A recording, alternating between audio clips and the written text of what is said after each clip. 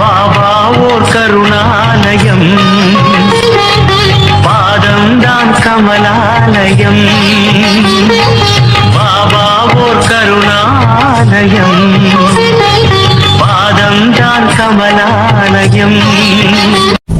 சாயப்பா உறவுகள் அனைவருக்கும் வணக்கம்.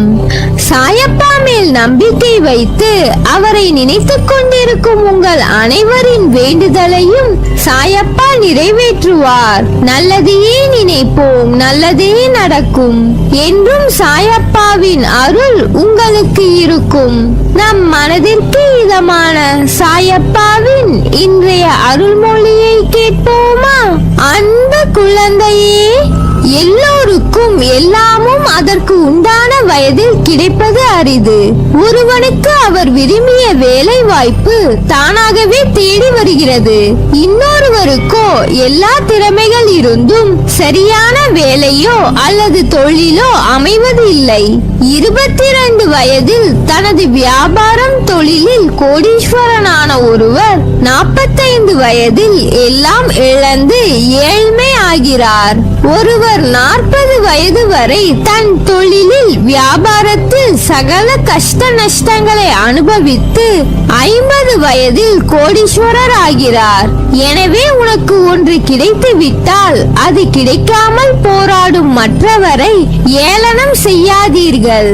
உன்னை மற்றவரோடு ஒப்பிட்டு உன்னிடம் இல்லாததை நினைத்து புலம்பாதே. எதிர்காலத்தில் நடக்கவிருப்பதை எல்லாம் கட்டுப்படுத்த நினைப்பது இயலாது. இங்கே இப்போது இந்த நொடியில் என்ன செய்து கொண்டிருக்கிறாயோ அதை முழுமையாக விழிப்புணர்வுடன் செய். அடுத்த நொடி நிச்சயம் அழகாய் மாறும். தேவைகளை நிச்சயம் பூர்த்தி செய்து கொள்ள முடியும். ஆனால் ஆசைகள் ஓட்டை குடம் போல எப்போதும் நிறைவு செய்ய முடியாது. இதுதான் வாழ்க்கை. இதை புரிந்து கொண்டவர்கள் மட்டுமே மகிழ்ச்சியாக வாழ்கிறார்கள். எனவே கவலை கொள்ளாமல் நிதானத்தோடு நம்பிக்கையோடு உன் கடமைகளை செய். உன்னுடைய துன்பங்கள் எல்லாம் முடிவுறும். நீ எடுக்கும் எல்லா முயற்சிகளிலும் உனக்கு வெற்றி நிச்சயம். சில நேரங்களில் அப்பா ஏன் பிறந்தேன், எதற்கு என்னை படைத்தீர்கள் என்று புலம்பல்கள் உன் வாயிலிருந்து வருகிறது. அப்படி புலம்புவதால் உன் புலம்பல் உனக்கான தீர்வாக அமைந்துவிடும் என்று நினைக்கிறாயா?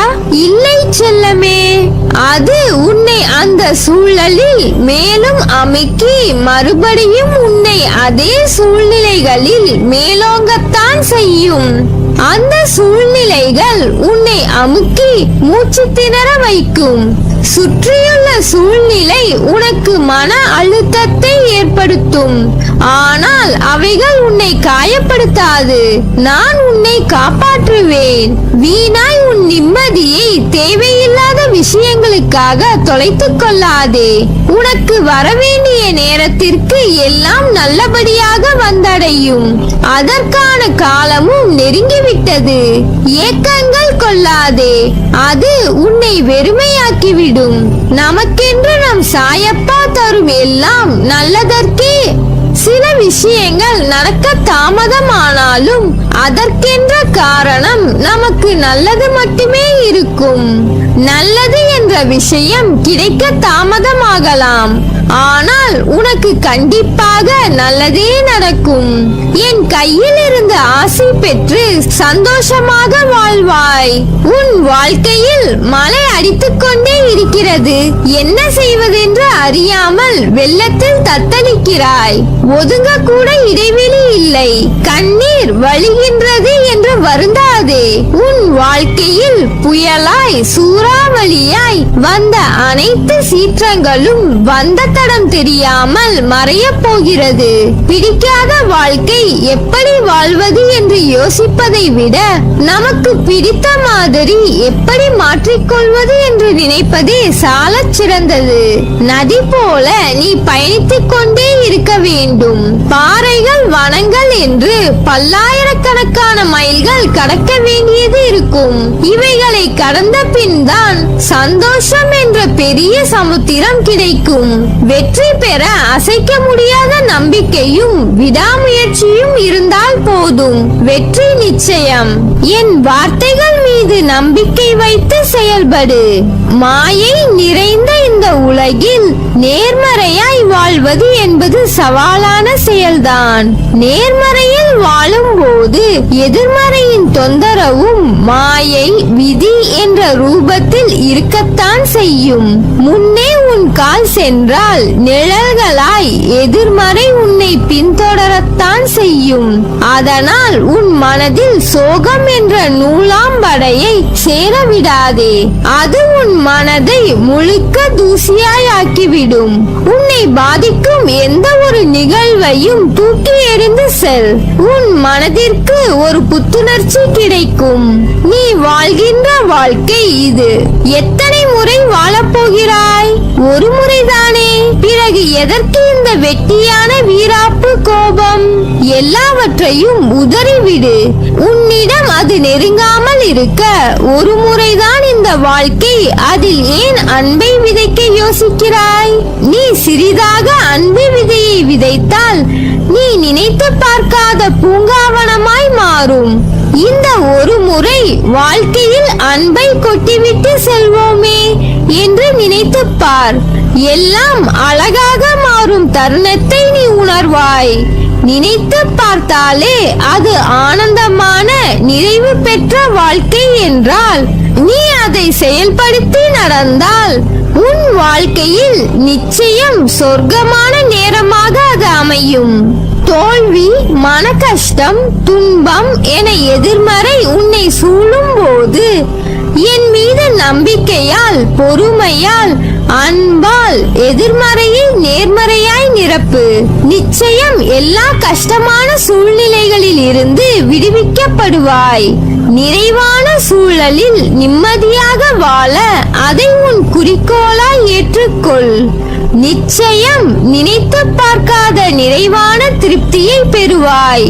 மாற்றங்கள் நிறைந்த விஷயங்கள் நிகழும் தருவாயில் உன் மனம் என்ற பெட்டகம் அமைதியான சூழலில் மாற்றத்தை ஈர்க்க, அதில் வாழ உன் மனதை தயாராக்கிக் கொண்டு இரு. உன் உற்றார் உறவினர் நண்பர்களே உனக்கு துரோகம் இழைக்கிறார்கள் என்று வருந்தாதே. அதை எப்படி எதிர்கொள்வது என்று நிதானமாக யோசித்து அறிந்து கொள். நட்பு, பாசம் இல்லாமல் பணம் ஒன்றே குறிக்கோளாய் கொண்ட வியாபாரிகளான இவர்களுக்காக கவலைப்படாமல் உன் மனதை ரணப்படுத்திய நிகழ்வுகளை மறந்து உன் லட்சியத்தை அடைவதில் மட்டுமே நீ கவனம் செலுத்த வேண்டும். வாழ்க்கையில் சாதிக்க வேண்டும் என்றால் தேவையற்ற பேச்சை குறைத்து தீர்க்கமான செயல்களில் மட்டும் ஈடுபடு. இவைதான் உன் லட்சியத்தை அடையச் செய்யும் உத்திகள். வாழ்க்கையில் தோற்றுக்கொண்டே இருக்கிறோமே என்று சதா சர்வகாலமும் கவலை கொள்ளாதே. வெற்றி பெற வேண்டும் என்ற நம்பிக்கையும் உணர்வும் வாழ்வில் தோற்றதற்கான தவறை உணர்ந்து மறுபடியும் அத்தவறு நிகழாமல் செயல்பட்டால் வெற்றி பெறுவது உறுதி. நீ செய்யும் எந்த ஒரு காரியத்திலும் மற்றவர்களுக்கு எந்த வகையிலும் துன்பம் ஏற்படாதவாறு யோசித்து செயல்படு. ஒருவருக்கு துன்பம் இழைப்பதற்கு முன் அத்துன்பம் வேறு ஒருவர் மூலம் உனக்கு வந்தால் எப்படி இருக்கும் என்று யோசி. எப்பொழுது நீ உன் தவறை ஒப்புக்கொள்ள முன்வருகிறாயோ அப்போது நீ மனசாட்சி கொண்டவனாகிறாய். என்றும் செய்த தவறை மீண்டும் மீண்டும் செய்யாமல் பார்த்துக்கொள். உன் வாழ்க்கையை இனிமையாக, மன நிறைவாக, நிம்மதியுடன் நான் அமைத்து தருவேன். எந்த சூழ்நிலையிலும் தைரியத்தை கைவிடாதே. உனது நம்பிக்கையை திடப்படுத்தவே நான் அவதரித்தேன். உனது நல்வாழ்விற்கு நானே பொறுப்பு. முடிந்தவரை உதவுங்கள். எவன் ஒருவன் உன்னை நாடி உதவி கேட்கிறானோ தயங்காதே. நீ உனது பிள்ளைகள் பற்றியோ குடும்பத்தை வழிநடத்துவது பற்றியோ கவலைப்படாதே. தெளிந்த மனதோடு இரு. ஏன் குழம்புகிறாய்? ஏன் தடுமாறுகிறாய்? எதிர்காலத்தை பற்றி பயம், நிலைமை என்ன ஆகுமோ என்ற கவலை, நான் இருக்கும்போது எதற்காக வீண் கவலை? அனைத்தையும் சீர்திருத்துவேன். நான் உனது இல்லத்திற்கு வந்து குடிபுகுந்து கம்பீரமாக அமர்ந்திருக்கிறேன். கர்வம் உள்ளவர்கள் எவரையும் என் அருகில் சேர்க்க மாட்டேன். அடிக்கடி நான் சொல்வது ஒன்றுதான், விரைவில் உயர்ந்த நிலைக்கு வரப்போகிறாய். என்னை சரணாகதி அடைந்தால் உன்னை பாதுகாப்பேன். அதனால் நீ எதற்கும் கவலைப்படாதே. உன்னில் நிச்சயம் வெற்றி என்ற தீபத்தை ஏற்றுவேன்.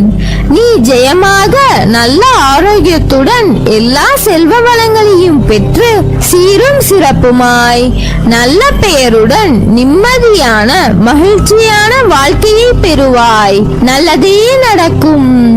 நீ என் பரிபூர்ண அருளும் ஆசீர்வாதமும் அன்பும் பெற்ற என் செல்ல பிள்ளை.